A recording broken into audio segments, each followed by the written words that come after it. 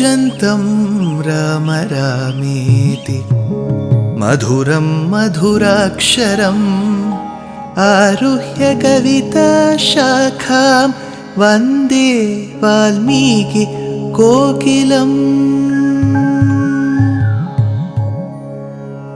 रामाय रामभद्राय रामचन्द्राय वेधसे रघुनाथाय नाथाय सीताया पतये नमः।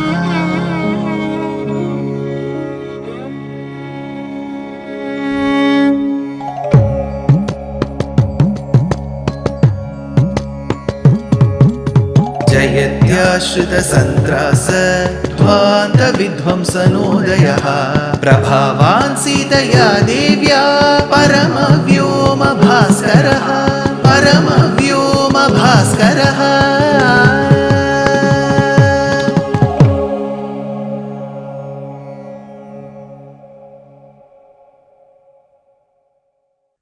श्रीमते निगमान्त महादेशिकाय नमः।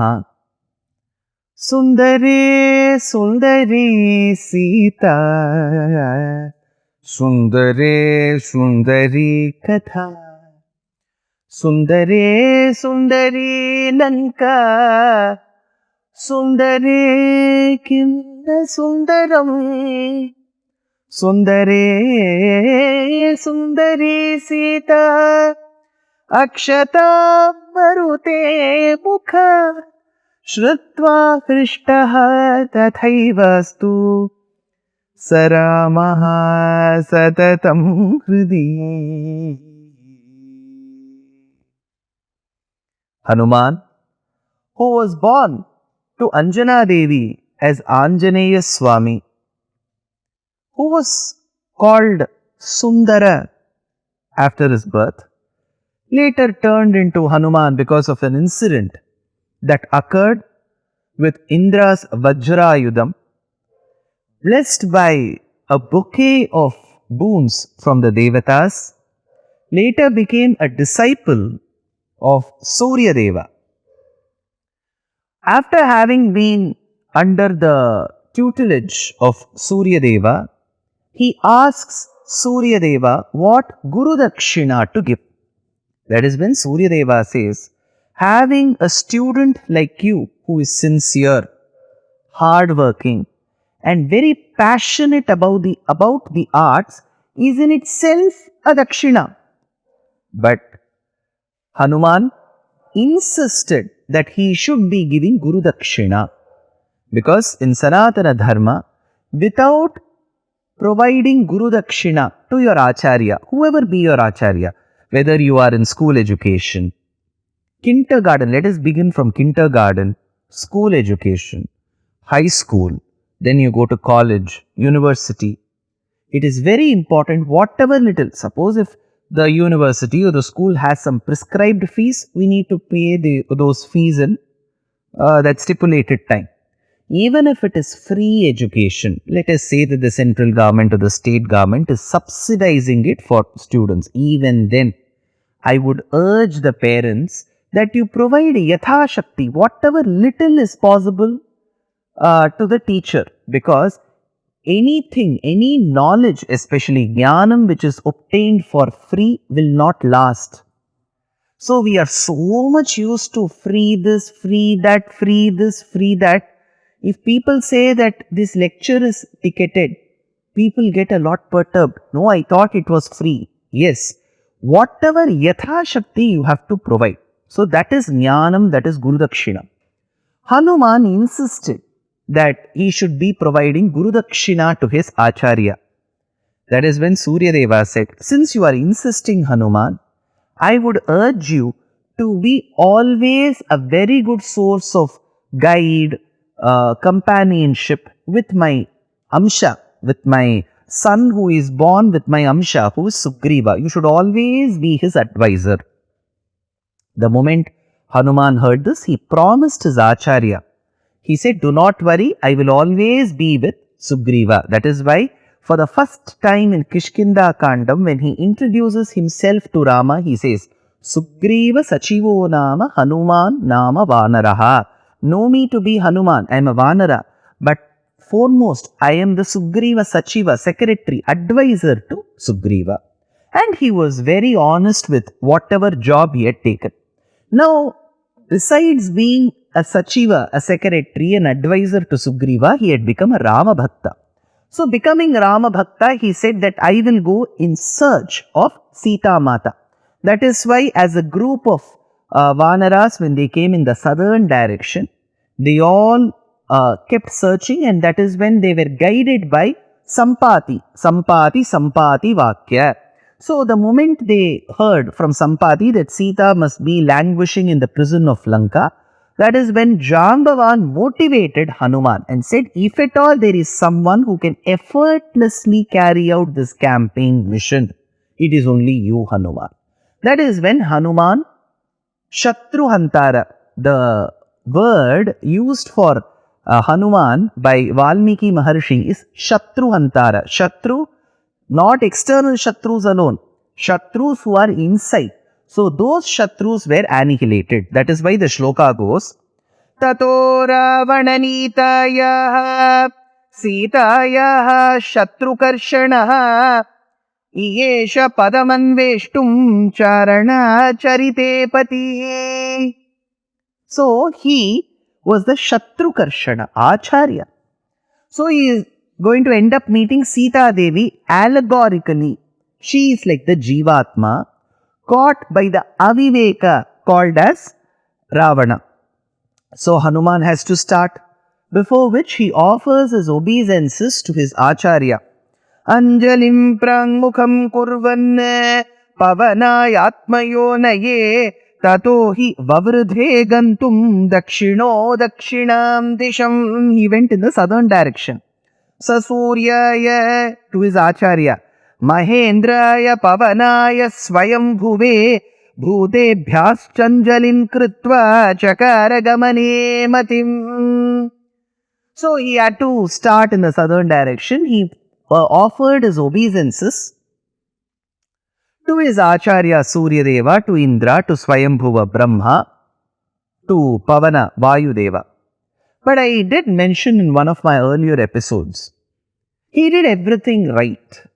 But there was one small flaw. What was that? He was going in search of Jagannmata Sita. He should have first offered his salutations to her. He should have said, Manatitha pratita vibhavam mangalam mangalanam vakshaf pithe madhuvijayino bhushayanti svakantya pratyakshanushravika mahima prarthininam prajanam shreyo murtim shriyam asharanastvam sharanyam prapadye. Or he should have said, Lakshmim Kshira Samudra Rajatanayam Srirangadhamishwarim Dasi Bhuta Samasta Deva Vanitam Lokaikadipankuram Shriman Mantakatakshalabda Vibhavad Brahmendra Gangadaram Tvam Trailokya Kutumbinim Sarasijam Vande Mukunda Priyam. Or he should have said, Ullasa Pallavita Palita Saptaloki Nirvahakora Nema Katakshalila Srirangaharmyatala Mangaladiparekham Srirangaraja Mahishim Shriyamashayamaha. Or he should have said, Kantaste Purushottama Phanipati Shayyasanam Vahanam Vedatma Vihageshwaraha Yavanika Maya Jagan Mohini Brahmeshadi Suravraja Sadayita Twadda Sadasi Ganaha Shriritevata Namate Bhagavati Brumakatam Swavayam. He should have venerated Jagannmata Mahalakshmi, who is now Sita. That small flaw. We are all bundle houses of flaws. So Hanuman was flawless largely. This one flaw, that he did not salute Sita Mata and go. This is going to cost him later in Sundara Kandam, nevertheless. He prayed to his acharyas. He took the farewell offered by his colleagues, his vanaras, and started. And before he could start, he had to motivate himself like a Malla who participates in a Dvandva Yuddham. So, here goes the effect. Valmiki describes what all effects were seen on the hill. Tena padapamuktena pushpaughena sugandhina sarvataha samvrita shailo babhau pushpamayo yatha. The blossomed flowers that were found in all the trees, they all started coming down and they stood on the horripilated hair of Hanuman. So it looked as if Hanuman was covered in pushpanki. That is, there was an entire dress made of embroidered with flowers. The rocks started developing cracks because the snakes started feeling the pressure and they came out of their holes. And as they were exerting pressure using their fangs, there were cracks in the rocks.